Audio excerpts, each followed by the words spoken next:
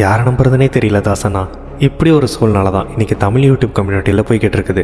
மிகப்பெரிய சினிமா நடிகராக இருந்தாலும் சரி, யூடியூபராக இருந்தாலும் சரி, சோஷியல் மீடியா இன்ஃப்ளூயன்சராக இருந்தாலும் சரி, ஒரு குறிப்பிட்ட எண்ணிக்கையில் உங்களோட ஃபேன்ஸ் உங்களை ஃபாலோ பண்ணுறாங்கன்னா கண்டிப்பாக அதுக்கேற்ற மாதிரி ரெஸ்பான்சிபிளாக நடந்துக்கணும். ஆனால் நம்ம அதிகமாக நேசிக்கக்கூடிய விரும்பக்கூடிய பெரிய பெரிய cinema actors, YouTubers, social media influencers, சிலர், எல்லாரையும் குறிப்பிட்டு சொல்லலை, சிலர் மட்டும் நம்மளை ஃபாலோ பண்ணுற, நம்மளை கொண்டாடுற இதே ஃபேன்ஸ்னால தான் நம்ம வளர்ந்தோம் அப்படிங்கிறத மறந்துட்டு அந்த ஃபேன்ஸையே ஏமாத்துற மாதிரி சில கேவலமான விஷயங்களை பண்ணுறாங்க. அவங்கள பொறுத்த வரைக்கும் அவங்களுக்கு பணம் மட்டும்தான் முக்கியம். ஆனால் அது தெரியாமல் அவங்கள தூக்கி வச்சு கொண்டாடிக்கிட்டு இருக்கிறோம். வடக்கில் பார்த்தோம் அப்படின்னா ஷாருக் கான், சல்மான் கான், இந்த மாதிரி பெரிய பெரிய ஆக்டர்ஸ் எல்லாம் கொஞ்சம் கூட ரெஸ்பான்சிபிளாக இல்லாமல் நாக்கில் கேசரி, குங்கும பொண்ணு விளம்பரத்தில் நடிச்சுக்கிட்டு வராங்க. தேங்க் காட் தமிழ்நாட்டில் அப்படிலாம் இல்லைன்னு மட்டும் நினைக்காதீங்க. தமிழ்நாட்டிலையும் ரம்மி நாயகன் ஒருத்தர் இருக்கிறாரு. நம்மளோட ஹெல்த்தில், பொருளாதாரத்தில் இழப்பை ஏற்படுத்துகிற மாதிரியான விஷயங்களை விளம்பரம் மூலமாக ப்ரொமோட் பண்ணுறதுங்கிறது ரொம்பவே தப்பான விஷயம். அதை பெரிய பெரிய ஆக்டர்ஸ்லாம் ரொம்ப ஈஸியாக பண்ணிட்டு ரெஸ்பான்சிபிளாக இருக்க வேண்டியது உங்கள் கடமைன்னு ஆடியன்ஸான நம்ம பக்கம் அதை அப்படியே போர்ட்ரேட் பண்ணிட்டு விட்டுருந்தாங்க.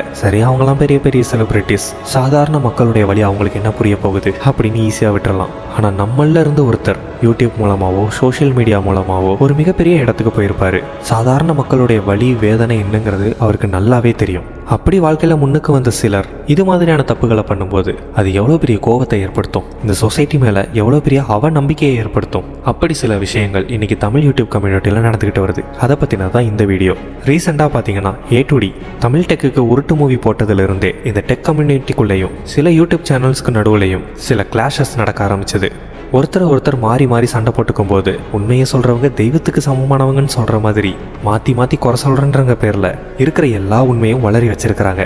அதெல்லாம் பார்க்கும்போது யார் மேலெல்லாம் ரொம்ப அதிகமான மரியாதை வச்சுருந்தோமோ அது எல்லாமே சின்ன பின்னமாக சுக்கு நூறாக போயிடுச்சு. அதில் இப்போ ரொம்பவே ஃபேமஸாக போய்கிட்டு இருக்கிற ஒரு பிரச்சனை அடடா கிரியேட்டர்ஸ்க்கும் டெக் சூப்பர் ஸ்டார் சுதர்சனுக்கும் நடுவில் நடக்கக்கூடிய பிரச்சனைகள் தான். அவங்களோட சொந்த பிரச்சனைக்குள்ளலாம் நம்ம போக வேண்டாம். எப்படி டெக் பாஸ் மக்களை ஏமாத்தினாங்க அப்படிங்கிறதான் இங்கே பாயிண்ட்டு. மில்லியன் கணக்கில் சப்ஸ்கிரைபர் வச்சிருக்கக்கூடிய ஒரு சேனல் அவங்க சொன்னா அந்த பொருள் கரெக்டாக தான் இருக்கும்னு மக்கள் எல்லாமே நம்பி வாங்குறாங்க. அவங்கள எல்லாத்தையுமே மேனிப்புலேட் பண்றாங்க. இவங்க பெருசா டெக்ல எதுவும் நாலேஜ் இல்லாத போதுதான் அதை பத்தி நல்லா தெரிஞ்ச உங்ககிட்ட கேட்டும் பார்த்தும் தெரிஞ்சுக்க உங்க வீடியோவை பார்க்குறோம். ஆனா எங்களோட இந்த ஒரு இன்னோசன்ஸை பயன்படுத்தி ஆடியன்ஸை வச்சே கோடி கணக்கில் கல்லா கட்டி இருக்கிறீங்க. இவங்க நிறைய தப்பு பண்ணியிருக்கிறாங்க. அதில் குறிப்பிட்டு சொல்லணும்னா நிறைய ஃபேக் ரிவ்யூஸ், குறிப்பிட்ட சில பிராண்டுக்கு மட்டும் சப்போர்ட் பண்றது, கம்பேரிசன்ற பேர்ல நல்லா இருக்கிற போனை மட்டும் தட்டி அவங்களுக்கு ஃபேவர் பண்ற பிராண்டை எக்ஸ்ட்ரா ப்ரொமோட் பண்றது, இப்படி நிறைய விஷயம் சொல்லிக்கிட்டே போனாலும் கூட ஒரே ஒரு விஷயத்தை மறக்கவே முடியாது, மன்னிக்கவும் முடியாது. பெரும்பாலான மக்கள் இந்த டெக் சேனல்ஸ் எல்லாம் பார்க்கறது எல்லாமே ஒன்று குறிப்பிட்ட அந்த டிவைஸ் பற்றி தெரிஞ்சுக்கணுன்ற ஆர்வம்,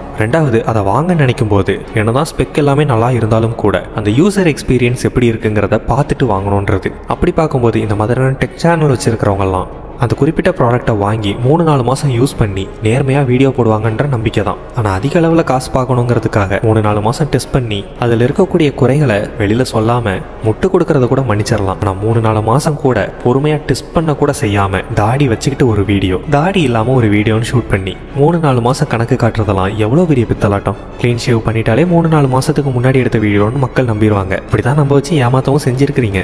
எது எப்படியோ ஊரு ரெண்டு பட்டா ஒரு சிலருக்கு கொண்டாட்டம்னு சொல்லுவாங்கல்ல, அதே மாதிரி அடடா கிரியேட்டர்ஸ்க்கும் சுதர்சனுக்கும் நடுவில் நடந்த இந்த பிரச்சனையினால இந்த டெக் யூடியூப் கம்யூனிட்டிக்குள்ள நடக்கக்கூடிய ஸ்கேம், மக்களை எப்படி ஏமாத்துறாங்க, மேனிப்புலேட் பண்றாங்கன்ற எல்லா விஷயமும் இப்போ அப்பட்டமாக வெளியில் தெரிய வந்துருச்சு. ஒருத்தர் நிறைய சப்ஸ்கிரைபர் வச்சிருக்காங்க, நிறைய ஃபாலோவர்ஸ் வச்சிருக்காங்க, அவங்க வீடியோஸ்லாம் மில்லியன்ஸ் கணக்கில் ரீச் ஆகுது. இதெல்லாம் வச்சு ஒருத்தரை நம்பக்கூடாதுங்கிறதுக்கு இந்த ஒரு இன்சிடென்ட் பெஸ்ட் எக்ஸாம்பிள். எவ்வளோ பெரிய ஆளாக இருந்தாலும் சரி, அவன் என்ன சொன்னாலும் சரி, அவன் சொல்றது சரியாகவே இருந்தாலும் சரி, உனக்குன்னு ஒரு அறிவு இருக்கு, அதை கொஞ்சோண்டு யோசிச்சு முடிவெடு அப்படின்னு நமக்கு நாமளே இந்த ஒரு இன்சிடென்ட் மூலமா சொல்லிக்கலாம். அடுத்ததா A2D நந்தா. இவர் இந்த மாதிரிலாம் மக்களை பெருசாலாம் ஏமாத்தல. அவரோட சோல்ஜர்ஸை கொஞ்சம் மிஸ்லீட் பண்றாரு. எப்படின்னா PC டாக் ஸ்டைல சொல்லணும்னா ஒரு கோட் ஒன்று இருக்கு நண்பர்களே, உங்களால செய்ய முடியாத ஒரு விஷயத்தை மற்றவங்களை செய்ய சொல்லி வற்புறுத்தக்கூடாது.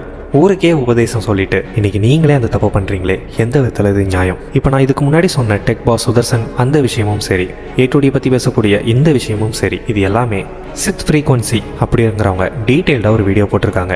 அதை பார்த்துட்டு என்னோட ஒப்பீனியன் என்னன்றதை ஷேர் பண்ணுற வீடியோ தான். அதன்படி தமிழ் டெக் பாஸ் இந்த மாதிரியான பெரிய பெரிய யூடியூப் சேனல்லாம் மக்கள்கிட்ட ஃபேக்கான ரிவ்யூஸ் போட் ஒழுங்காக R&D பண்ணாமல் மக்களை மிஸ்லீட் பண்ணுறாங்க அப்படின்ற ஒரு விஷயத்த A2D நந்தா முதல்ல முன் வச்சு யூடியூப்ல வீடியோ போட ஸ்டார்ட் பண்ணுறாரு. அவர் அதை பண்ணும்போது அவருக்கு பெரிய பெரிய எதிர்ப்புகள் வருது. அப்போ இந்த தமிழ் டெக் பாஸ் இவங்க எல்லாருமே A2D எப்படி அட்ரஸ் பண்ணாங்கன்னா, A2D ஒரு சின்ன சேனல், நாங்கள் மில்லியன்ஸ் கணக்கில் சப்ஸ்கிரைபர் வச்சிருக்கக்கூடிய பெரிய சேனல், எங்களை மாதிரியான பெரிய சேனலை அடிச்சு இந்த மாதிரியான சின்ன சேனல்கள் பப்ளிசிட்டி தேடிக்கிறாங்க, இது மூலமா ஃபேமஸ் ஆகிறதுக்கு ட்ரை பண்றாங்க அப்படிங்கிற அக்யூசேஷன் தான். அதே மாதிரி யாரை அவர் கிரிட்டிசைஸ் பண்ணாரோ சம்மந்தப்பட்ட யூடியூப் சேனலோட கமெண்ட் செக்ஷனில் A2D, சோல்ஜர் இந்த மாதிரியான வார்த்தைகளை பயன்படுத்தும் போது அது ஸ்பேம் லிஸ்ட்டில் போயிட்டு மக்கள் யாருக்குமே காட்டுறதே இல்லை. ஒரு பெரிய மனுஷன் பண்ணுற வேலையா இது ஒரு நார்சிஸ்டான மைண்ட் செட்டு அப்படி இப்படின்னு ஏகப்பட்ட விமர்சனங்களை முன் வச்சிருப்பாரு. ஆனால் இந்த மைண்ட் செட் எல்லாமே அவர் வளர்ற வரைக்கும் தான் அவருக்கு இருந்திருக்கு. எப்போ அவர் மில்லியன்ஸை ரீச் பண்ணாரோ, எப்போ அவர் தமிழ் டெக் பாஸ் மாதிரி தமிழ் யூடியூப் கம்யூனிட்டியில் ஒரு முக்கியமான இடத்த பிடிச்சாரோ, எப்போ ஒரு மிகப்பெரிய யூடியூப் சேனல் அப்படிங்கிற பேரை எடுத்தாரோ அப்பவே அவரோட பாதைங்கிறது மாற ஆரம்பிச்ச மாதிரி நிறைய பேருக்கு ஃபீல் ஆச்சு.